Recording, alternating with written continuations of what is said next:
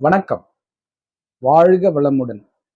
தென்னாடுடைய சிவனே போற்றி, எந்நாட்டவர்க்கும் இறைவா போற்றி, மூவிரு முகங்கள் போற்றி, முகம்பொழி கருணை போற்றி, ஏவரும் துதிக்க நின்ற ஈராறு தோள் போற்றி, காஞ்சி மாவடு வைகும் செவ்வேல் மலரடி போற்றி, அண்ணான் சேவலும் மயிலும் போற்றி, திருக்கைவேல் போற்றி போற்றி, வெற்றிவேல் முருகனுக்கு அரோகரா.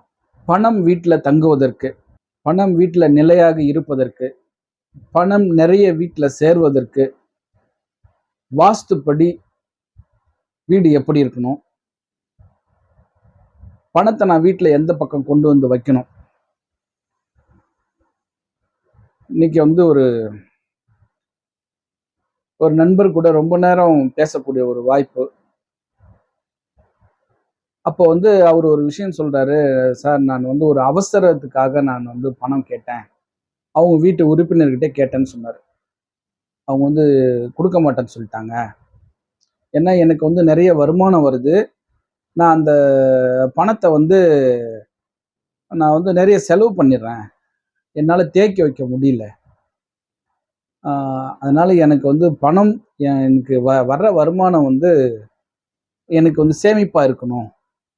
அதுக்கு நான் என்ன பண்ணணும், வீடு எப்படி இருந்தா அது பணம் எனக்கு தங்கும் அப்படின்றாரு. அப்ப நான் ஒரு விஷயம் கேட்கிறேன், நீங்க சொந்த வீட்டுல இருக்கீங்களா, வாடகை வீட்டுல இருக்கீங்களான்னு.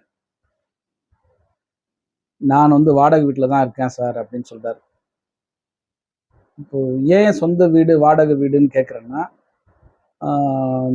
இதுல குடும்ப தலைவன் தலைவி, அதுக்கப்புறம் குழந்தைகள் அப்படின்ற ஒரு கான்செப்ட்ல இவர் அந்த வீட்டில் இவருக்கு மேலே அப்பா இருக்காரு, அவருக்கு கீழே தான் இவர் இருக்காருன்னு சொல்லும்போது, அப்போ இவர் குடும்ப தலைவனா இருக்க முடியாது.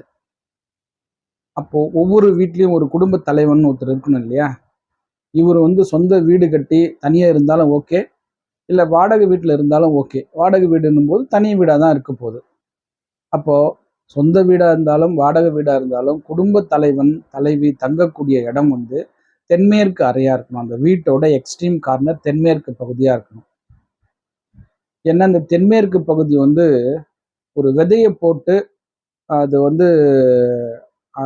அது முளைச்சி அது மரமா உருவாகக்கூடிய இடம் தென்மேற்கு பகுதி. அது மண் சார்ந்த இடம். நீங்க மண்ணில் எதை போட்டாலும் திரும்ப பலன் கொடுக்கும். அந்த மண்ணோட தன்மை அந்த மாதிரி. நீங்க மண்ணுக்குள்ள எதை போட்டு மூடினாலும் அது வெளியில தான் வரும், வெளியில கொண்டு வந்துடும் இந்த மண்ணோட தன்மை. ஸோ அப்போ நீங்க பணத்தை கொண்டு எங்க வைக்கணும் அப்படின்னா, அந்த மண் சார்ந்த பகுதியான தென்மேற்கு பகுதியில் உங்களுடைய பணம் வைக்கக்கூடிய பெட்டியை வைத்து, ஒன்று கிழக்கு திசையை பார்த்துருக்கோம், இல்லைன்னா வடக்கு திசையை பார்த்துருக்கோம். நம்முடைய கன்வீனியன்ட் எப்படியோ அந்த திசையில் நீங்கள் அந்த தென்மேற்கு பகுதியில் பீரோவை வச்சு அதில் பணம் சேமித்து வச்சிங்கன்னா உங்களுக்கு பணம் சேரும். சம்பாதித்த பணம் நமக்கு தங்கும், நம்முடைய அவசர தேவைக்கு பயன்படும். அப்போ ஒரு வீட்டில் எனக்கு பணம் வருதுனாலே அந்த வீடு ஒரு நல்ல வீடாக தான் இருக்கும். ஆனால் செலவுகள் அதிகமாக வந்துக்கிட்டே இருக்கு அப்படின்னா, அதாவது இறைக்கிற கிணறு தான் சுரக்கும் அப்படின்னு சொல்லுவாங்க. அப்போ நீங்கள் செலவு பண்ண பண்ண பண்ண பணம் வந்துக்கிட்டே இருக்குன்னும் போது, அப்போ உங்களுக்கு பணத்தை கொடுக்கக்கூடிய அந்த வீடு செலவுகளையும் கொடுக்குதுன்னா, ஒரு சின்ன சின்ன விஷயங்கள் நம்ம கூர்ந்து அதை கவனிக்கும் போது அந்த செலவுகளை நம்மளால குறைக்க முடியும். ஒன்று, பணம் வைக்கிற இடம் நீங்கள் அந்த தென்மேற்கு பகுதியில் வச்சிங்கன்னா அந்த செலவு உங்களுக்கு வராது. ஏன்னா பணம் தங்கக்கூடிய இடம் அது. அது விருட்சமாக வளர்ந்து உங்களுக்கு ஒரு மிகப்பெரிய ஒரு பணக்கார மனிதனாக உங்களை உருவாக்கும். அதை தவிர நீங்கள் இந்த தென்மேற்கு பகுதியை தவிர நீங்கள் வீட்டில் வேற எங்கே பணம் வச்சாலும் அது அந்த செலவுகளுக்கு உரிய பணமாக தான் போகும். ஸோ அப்போது பணம் வருதுனால அந்த வீடு வடகிழக்கு பகுதி ஒரு சிறப்பான பகுதியாக இருக்கும். ஏன்னா வடகிழக்கு பகுதி தான் வரவு வைக்கக்கூடிய பகுதி. அப்போ பணம் வருது, ஆனால் செலவுகள் அதிகமாகுதுன்னா நீங்கள் வைக்கக்கூடிய இடம் தவறாக இருக்கும்போது அது பணம் செலவாகிட்டு தான் இருக்கும்.